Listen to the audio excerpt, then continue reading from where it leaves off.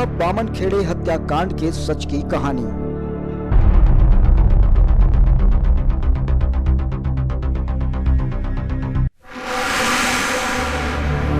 ऐसा क्या था सलीम में जो शबनम ने कर दिया अपनों का कत्लेआम।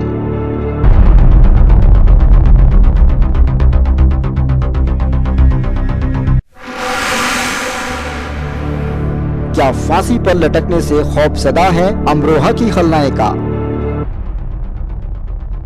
बड़ा सवाल, क्या अब भी टल सकती है शबनम की फांसी? सबसे पहले एक नजर डालते हैं 12 साल पहले के खूनी मंजर पर। आखिर क्या हुआ था कि शबनम ने कर दिया अपनों का कत्लेआम? 12 साल पहले उत्तर प्रदेश के अमरोहा बामनखेड़ी हत्याकांड ने पूरे देश को हिलाकर रख दिया था।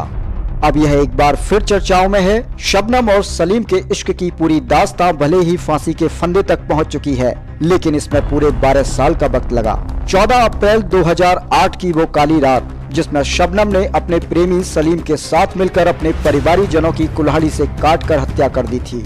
शबनम की फांसी की सजा पर भी अब राष्ट्रपति ने मोहर लगा दी है, जिसके बाद दायर की गई दया याचिका को भी राष्ट्रपति ने खारिज कर दिया है, जिसके बाद शबनम को फांसी दिया जाना तय हो चुका है।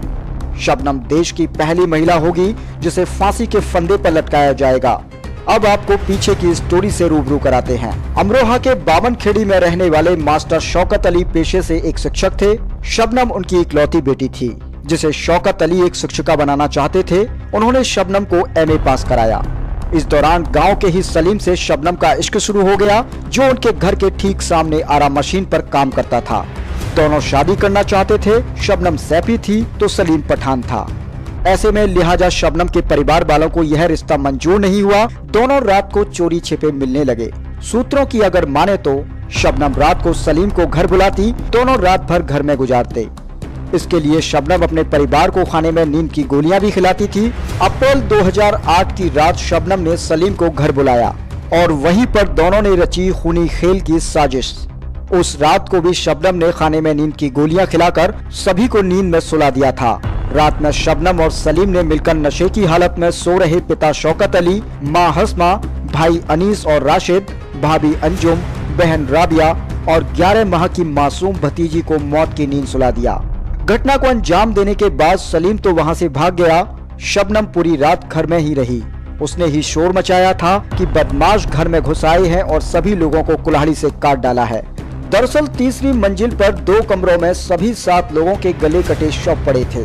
दिल दहला देने वाली इस घटना को लेकर शक की सुई शबनम की ओर इशारा करने लगी, जिसके बाद पुलिस ने शबनम और सलीम को हिरासत में लिया और मोबाइल की कॉल डिटेल से सारा राजफाश हो गया।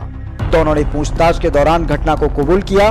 सर्वोच्च अदालत ने इसकी फांसी की सजा को बरकरार रखा तो राष्ट्रपति ने भी दया याचिका को खारिज कर दिया। यह थी शबनम और सलीम के खूनी इश्क की कहानी, जो फांसी के फंदे तक जा पहुंची है। आपको बता दें कि जिस वक्त शबनम और सलीम ने इस घटना को अंजाम दिया था, उस वक्त शबनम 2 माह की गर्भवती थी। उसके पेट में सलीम का बच्चा पल रहा था।